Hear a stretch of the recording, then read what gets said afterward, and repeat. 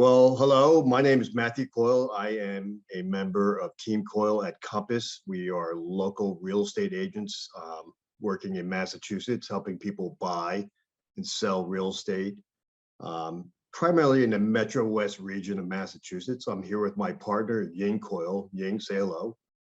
Hi, everyone. And then we have a special guest here, Derek Skilling, who is an expert in private wells. That would be wells in terms of well water. And we thought we'd invite Derek to come talk to us about how to maintain a well, since we get a lot of questions on that for people who buy a house and for the first time are using a private well versus town water. So welcome, Derek. Thank you. Thank you. Yeah, Derek and I know Derek for many years. We had worked on a multi-million-dollar project before, right, Derek? Right, in Concord. In Concord, yeah. I was impressed how, knowledgeable you guys are. And I know my client was so happy with the result. We did 2 private well for that big house, right? Yes, it was. Yeah. Yeah. Luckily, it all worked out nicely.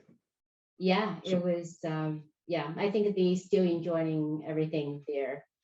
So, Matt, you want to ask Derek? Well, Derek, why don't you start off is just tell us a little about yourself. So we Ying and I know you, but just for our viewers, if you could just let them know what you do, how long you've been doing it, and what services you provide. Sure. So my name's Derek Skillings. My company is Skillings and Sons. My father and my uncle own the company. My grandfather started it back in 1970, and we were only a well drilling company at that point. But we further expanded into other things, pump work, water treatment work, for water quality issues, and we're very involved in geothermal systems too, installing geothermal systems for heating and cooling homes and buildings. We're based out of Amherst, New Hampshire, and before that, for a long time, we were in Mass, in Chelmsford, Mass. But since the 80s, we've been based out of here, and we do a lot of work in Massachusetts, especially down towards the Weston, Wellesley area. More so for the irrigation wells, not as much residential wells, just because there's so much town water, but and heavily involved in the geothermal. When you say irrigation wells, that was a question I was looking at your website. Actually, there's a lot of good content on there. But one of the things I wanted to ask you is there's different types of wells you can use, and you mentioned irrigation, and I assume that's just for like sprinkler systems and not really drinkable water. Is that the right way to think about that? Well, it certainly could be drinkable. There are things to consider when drilling a well, whether it be for irrigation use or drinking water. The structure of the well, the actual well itself, could certainly be drinkable. You certainly want to test the water for certain things, so but the structure of it, whether it's irrigation or drinking water, it's the same sort of well. It's just how you're going to use it. Where are you pumping the water to? Your house plumbing or to the irrigation system? Okay. So yeah, what I was making a distinction between sprinkler and just, I guess, everyday use, whether wash machine, so forth. But you're saying that it's kind of one and the same. Is that? Yeah, right. So yep, it's a 6-inch diameter bedrock well. Bedrock well meaning it's on average 400 feet deep.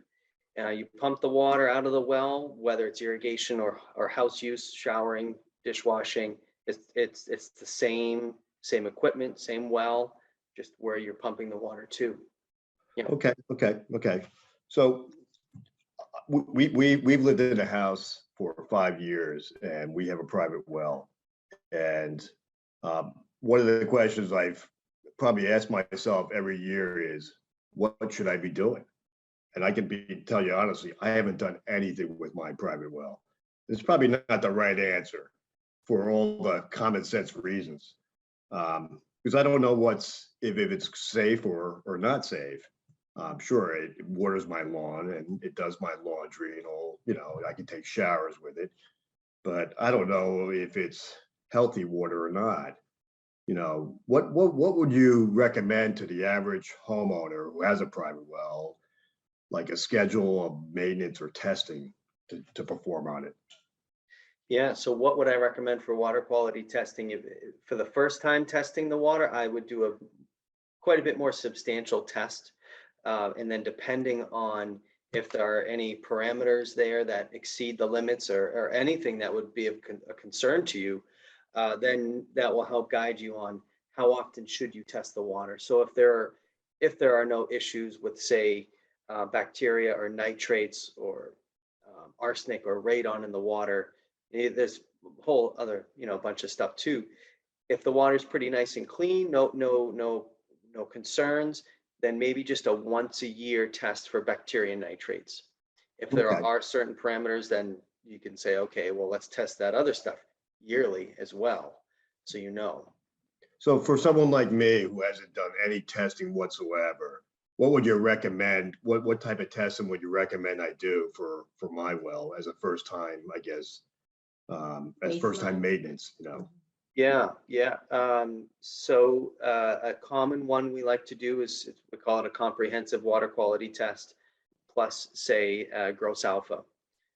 Gross alpha being like radioactive particles in the water, such as uranium and radium. Those are the most common things.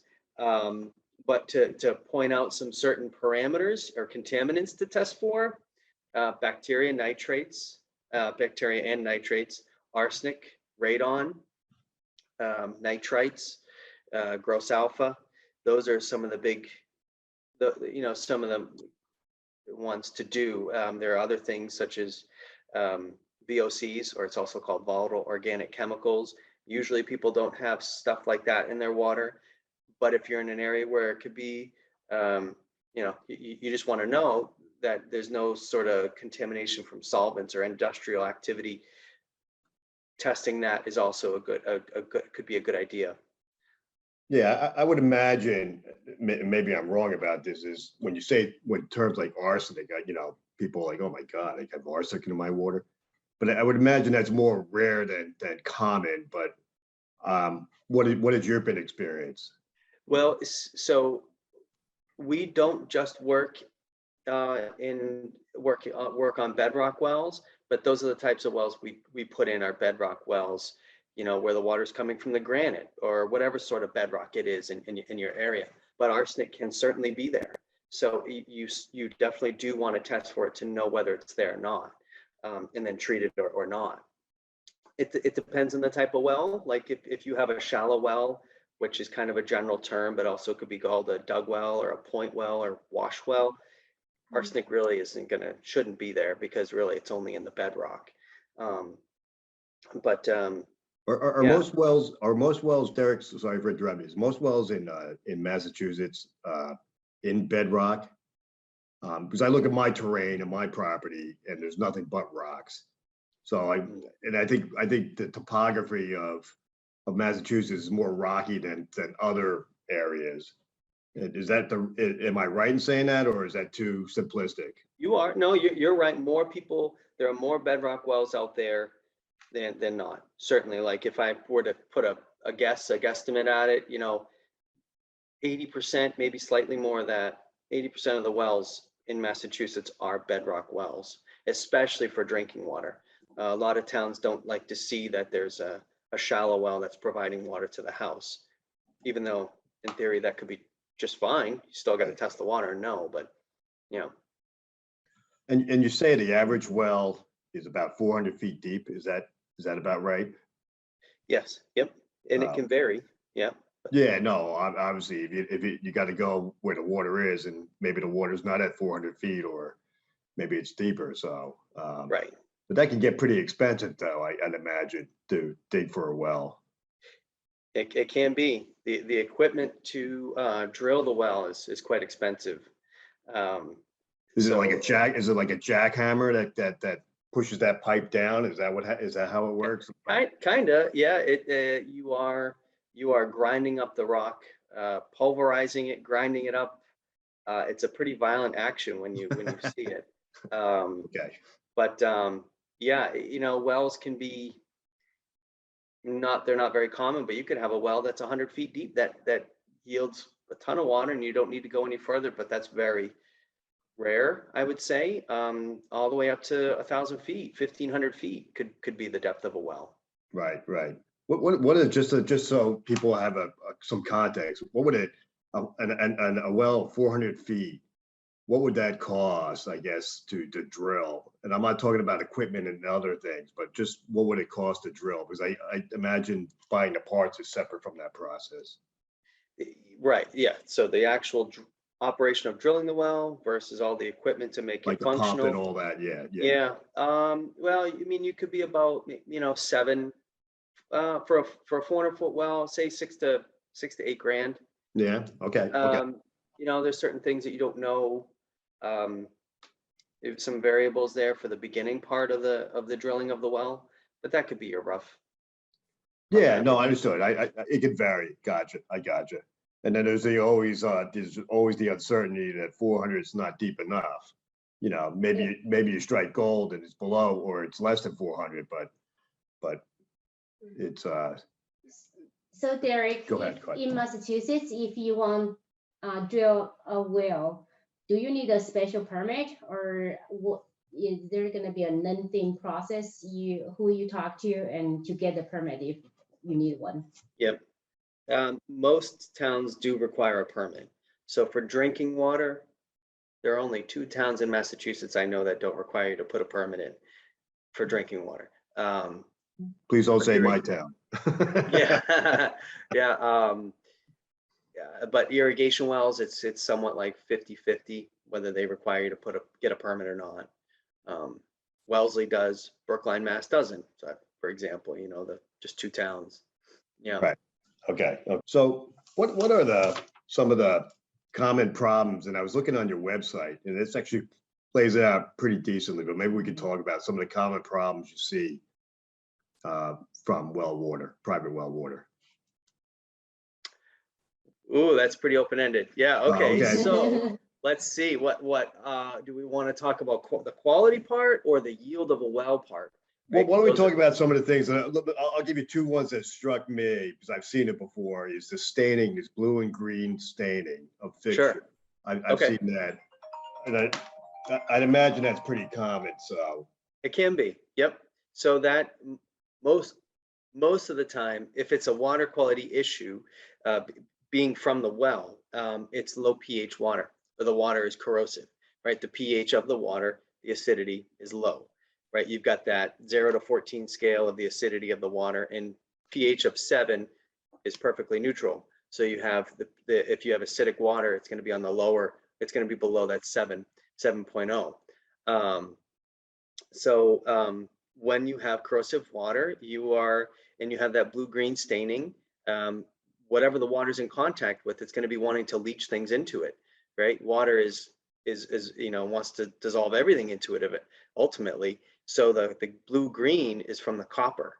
So if you have copper in the house, a lot of times houses are plumbed now without copper, but that's usually what it is. That it's the copper in the water. So when you're, say, at the tub, you run the water and then the water stops running, the water evaporates, and then if there was any copper in the water, that gets left behind, and then it's over a long time, you end up getting a buildup of that stuff, and then it's visible.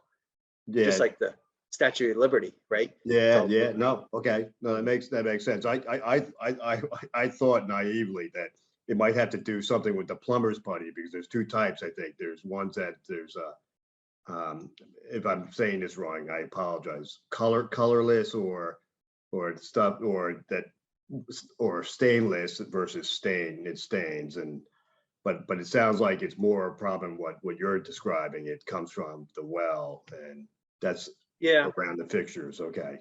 But just to give a couple other things, like sometimes it could be that you have a grounding wire going to the copper, right? Something is grounded in the house, tied right to the copper plumbing, and then you have electrolysis going on. You have a little bit of electricity flowing in through the metal pipe and then ultimately into the water, and then it's bringing some of that metallic mineral into the water. Or or it's when you have copper pipes soldered, you're soldering copper pipes together. You know what that is? Yeah, That can also give like a blue-green stain. I think it's more the flux, the material, the chemical they use to help solder.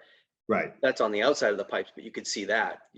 If it's the blue-green staining because of low pH water, you're not really going to see that because it's inside the pipe, not on the outside. Right, right. Is that would that be considered dangerous to drink? That type of water? Well, yeah, I mean so solder, that silver stuff that they Sure, use sure. to connect pipes, it depends on when the house was built, and Sure. solder typically has lead in it. And there were, I don't know the exact numbers on them, but years ago there was an allowable amount of lead in the solder. And then Mhm. as years go by, that limit has gotten lower and lower. So it's something to be, you definitely don't want to consume lead or copper. Yeah, You no, that's are, common sense, right? Exactly. yeah. Okay, makes sense. So knowing, so if you have low pH water, you can treat it, raise the pH, so then it's not going to be wanting to leach those things into the water at that point. Right, right, right. Okay, okay. And then there was another one that kind of caught my eye was the rotten egg smell. Oh, yep, And yep. I can, as a kid, I can remember that poignant smell, but thankfully I haven't encountered it recently in anywhere I live. So Sure. Well, most of the time it's sulfur, dissolved sulfur in the water. right, Um, Sometimes it can be a bacteria, a sulfate reducing bacteria. And then when the bacteria is, I think when it's dying off, it's giving off that smell. But you could just have hydrogen sulfide or sulfur in the water, and that's where it's coming from. And you just put in a carbon unit. And the carbon, just like in like a Brita filter, you have a carbon cartridge that takes out chlorine. right. Carbon also can take out that sulfur smell. Oh, Uh, okay. if it's a bacteria thing, well, that's a different issue. You got to tackle that from a different way. But yeah, Yeah, I think the last time I encountered that smell was when I was at Yellowstone and near the yeah, geysers, which is packed with sulfur. So, yep, yep. so okay, good, good, good. Yeah, I won't go through all of them. Those are the two that stood out. But so the testing you talked about, you mentioned you would recommend a comprehensive water test. What does that cost, generally speaking? You could be the comprehensive test for about maybe 13 parameters could be running around 200, 250. And then you can spend more from there if you wanted on gross alpha testing or volatile organic chemicals. You could spend easily $500-600 if you wanted it. Depends on what you want to know. It seems like such a no-brainer to do the test annually for that amount of money, though, especially when you're talking about something that you might be putting in your body like water. So Can't argue there. Yeah, if that's what someone does, then that's great. Typically, the water quality is on bedrock wells pretty consistent, doesn't change too much. Not to say it doesn't, because certainly at times people's wells can change if something sure. happens. It's nature. But yeah, doing it every year can't go wrong. Yeah, no, it seems like a no-brainer. And again, I'm saying right now that I've not done any testing whatsoever. Yeah. So I'm overdue. So and probably after this session, I'm probably going to engage right away because And how are you gonna do it? Can you do by yourself? Collect the good water and question, then good question. send to the laboratory, or how you do it? Well, you can, but there are certain bottles you want to use. Okay. So certain parameters require certain bottles, like bacteria. You have to use a sterile bottle, just like when you're, at the doctor's office and you're having, you're getting testing now. It's the same bottle. Radon in the water takes a certain vial, a glass vial where the air can't escape. So just go to the lab and get that. Get it from them if you want to do it yourself. And there are certain, there's protocols to sampling it, just so you don't alter the results in some way. yourself, or we can just, depending on where you are, we can just come down and do it for you. Okay, okay, okay. And that what is it? Probably a pretty quick turnaround in results, right? Probably within a week. Yeah, most things would be a week. Some things can take 2 to 3 weeks, depending on what it is. Yeah. Right, right. Okay, okay. So let's say you did your testing and you came back with some of these problems, let's say, whether it be the two that I mentioned or something else. What kind of treatment would you do? And is that something that's, and what are we talking about in terms of cost as well? Well, the water quality dictates the type of water treatment you put in. Sure. So that, if we just took something, for example, you had a lot of iron in the water, and iron isn't something that's health related. There's no health related risks to it, but it can certainly be a nuisance. The most common means of removing iron is with a water softener, the type of system that requires salt to clean itself so it can keep working properly. And a system, a regular residential system could run in the range of, say, $3,500, in that range. If you have arsenic in the water, and say there's no other parameter that's an issue that requires pre-treatment, that sort of system could run maybe about $4,500 to $5,000. If you have, say, radon in the water, maybe about 6,000-ish. Numbers lately seem to have been fluctuating and going up, the costs on everything. So it's things change. Things seems to be changing quite a bit in the Yeah, last we're at a different, the inflation doesn't help anything right now. Yeah, So yeah. understood. But they're different, different pieces of equipment for different things. Okay, okay, okay. But I mean, like when typically, I don't know, I know this is an open-ended question. A lot of these are open-ended, I apologize, but typically the average homeowner is not going to encounter these like arsenic or is that or radon, or is that an oversimplification or overstatement? Both, would I say, I think I would probably agree with that most wouldn't encounter it. But it does have, where's the house? Where's the property? Yeah, yeah, exactly. Certain areas, the likelihood of having arsenic in the water is greater than others. But the only way to know is just, you got to test. But yeah, depending on where you are, that's one of the first things. Yeah. Yeah, one of the things that I noticed with my property is that we have a sprinkler system, and I think we have like 14 zones, and there's every 4 zones, it takes like a 5-10 minute break. Okay. I guess that's to help replenish the water tables. I'm not sure. It gives a pause in the system, I guess, to let the water rebuild up or replenish. I'm not sure how that works, but what I worry about is I'm going to run into a situation where I don't have enough water, and like, should I be watering my lawn, 5 times a week, or should I be doing it 3? And there's no gauge I can look at to say how to do that. How would I assess that, or how could I test for that? Yeah, well, when it comes to irrigation, what I've learned from irrigation guys out there, companies, is that ideally you want to have about an acre inch of 1 inch of water or rain land on that lawn every week. That's an ideal number, that can add up to a lot. That's like 27,000 gallons of water for 1 acre of lawn, which is also a lot. I mean, an acre could be, potentially a good amount, but Right. So if it rains, one rain event could maybe take care of that, but an inch of rain is a lot. So watering your lawn 5 days a week could be, I would say it's probably more than what you need. But it's not so simple to say that, because how much does the well provide for water? Can you do all of that watering in a 2-day period, stress the lawn quite a bit to make it so the roots of the grass have to really reach down to get it, making it a more, hardier grass and, tougher. So it's not so reliant on water all the time.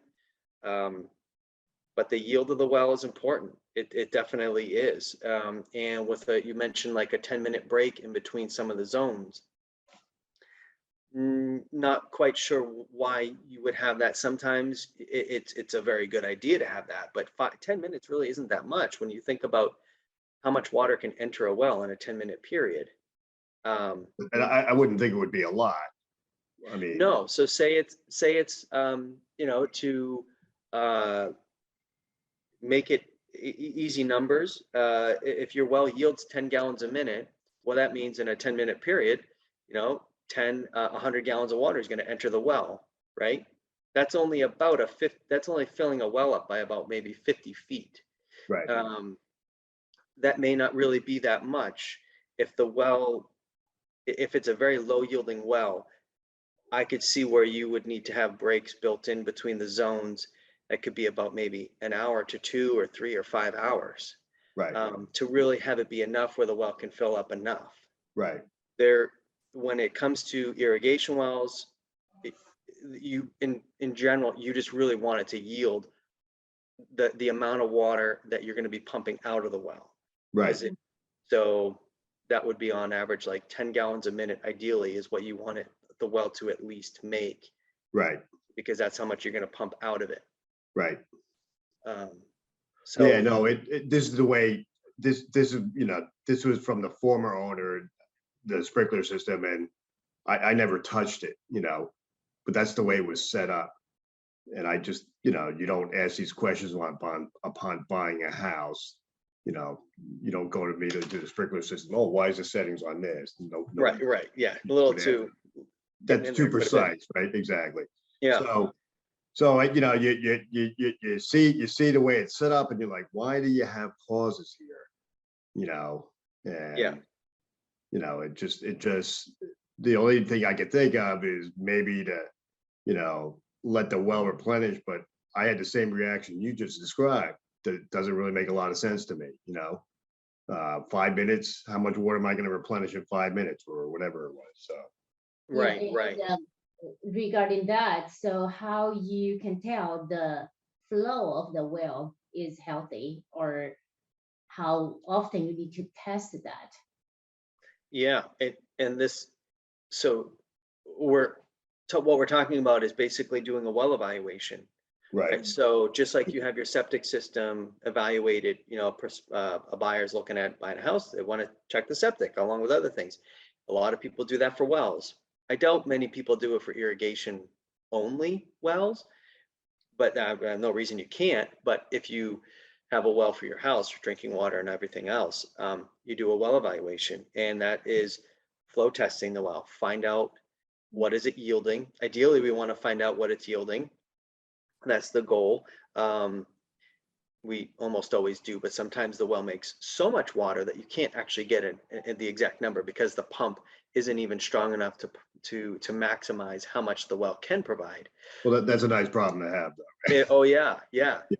And you can do a water quality test. So a lot of times what we do is go out, do a well evaluation, and do both of those things.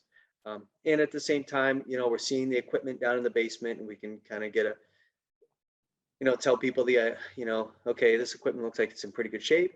Don't see any issues, or something, we pick up on and call it out. But that, with regards to real estate transactions, we do a lot of those, because people want to know, okay, does this house provide enough water or what? Right. Especially new constructions, right?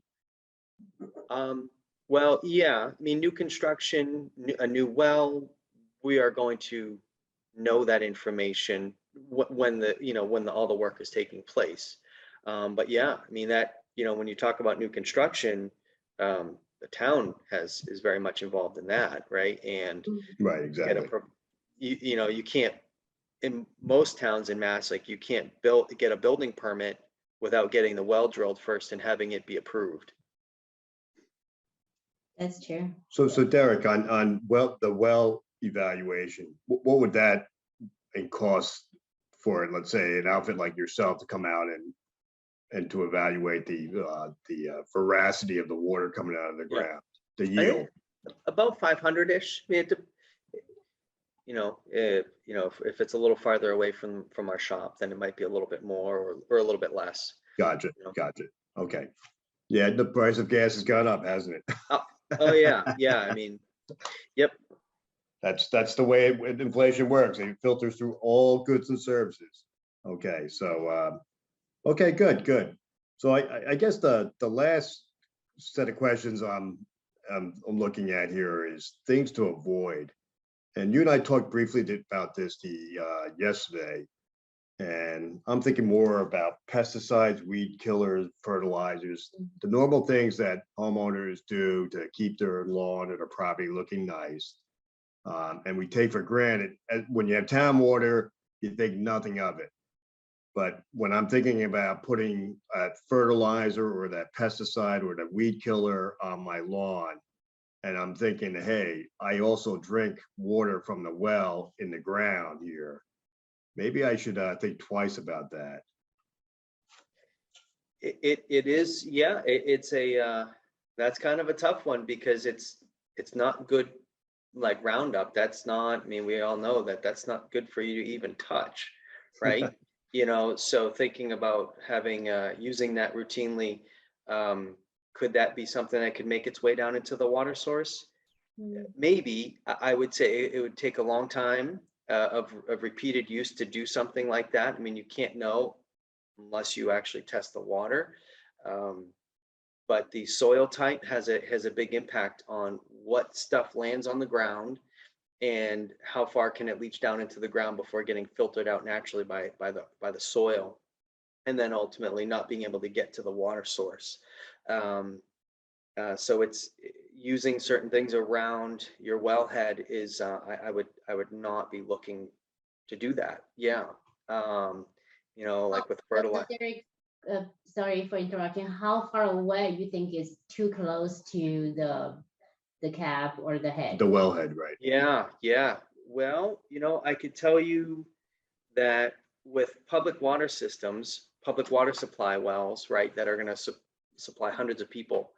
When DEP and DES, New Hampshire and Mass, are looking at a protective radius around a well, it could be 400 feet to maybe 2,000 feet. Wow. That certain activities can't be taking place around it. Smaller public water supply wells, there might be just like a 400-foot radius around it where you can't have any gasoline tanks, oil tanks, certain things on the surface that could potentially leach into the ground. But ultimately, we don't really know where the water's coming from, right? Like Right.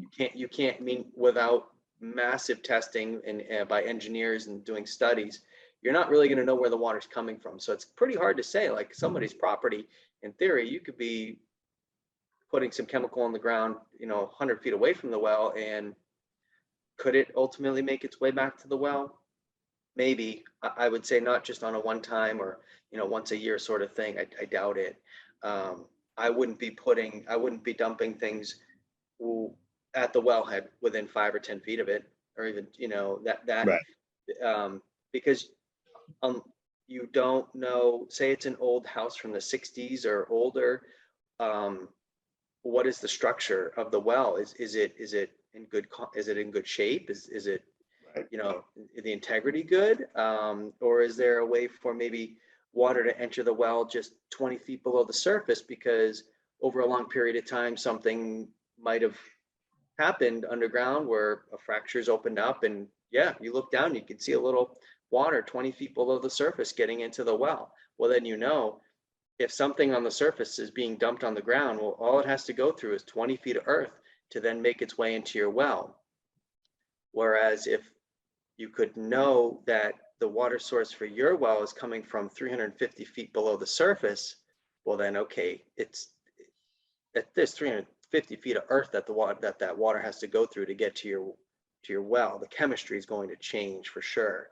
It's not going to be the same as when the rain lands on the ground.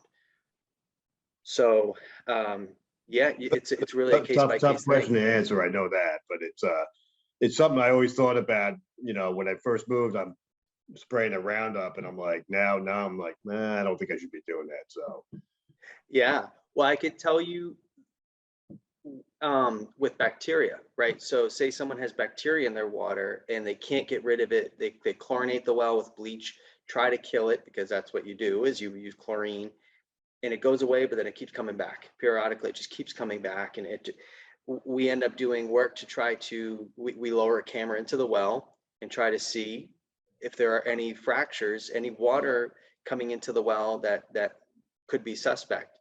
And then we can put a seal in the well to prevent that water from entering the water source after that. And then you retest and retest, and you know, okay, it's gone. That must have been the culprit. So the Roundup, you know, and fertilizer stuff, I could say more so on the bacteria end. That's where we deal in real life. Like you end up seeing that be that. It's kind of around the same thing, just different stuff. It's with bacteria as opposed to those things. okay, okay, excellent. You know, the one last thing I know, one thing is I noticed my neighbor's wellhead is probably like 25 feet away from mine. It's on his property line, but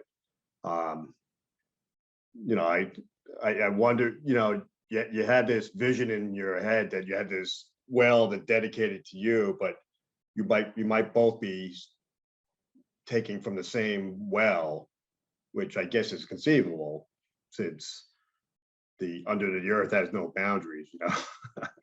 So so I guess in situations like that, you could have, you know, the neighbors not taking care of their well. Could that infiltrate into your well too? If it's that close, they're that close? Maybe.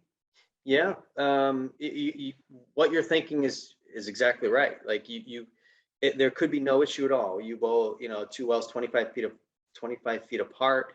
The well yield is really high. Say it's yielding 20, 30 gallons per minute. No issue with the yield, but the quality end. If someone does something pretty dumb and lets something get down into the well, in theory, it possibly could go over to yours. So yeah, being a responsible well owner is pretty important, right? Yeah. Yeah, great. That's true. Yeah. Well, I learned a lot from today's discussion. I know one thing that I have on my to-do list is to get my well tested right away. And hopefully that won't yield any of these problems. So I don't think I have the egg problem. So, Yeah, but good. but the other ones, you just don't know. And I think it's been at least 5 years it's been tested. So probably want to make that more of an annual process, or at least get one done and see how often I should do it. Yeah, do you have any other questions for Derek? Yeah, Derek, I got so a lot of my buyers, they moving from city to the suburb. They have no choice to use well water. So one question I got is, you know, even they don't have choice, but they want to know what is the advantage and disadvantage to have a well water versus town water, town sewer. Sure. Well, so some disadvantages of both well water, private well water, and city water.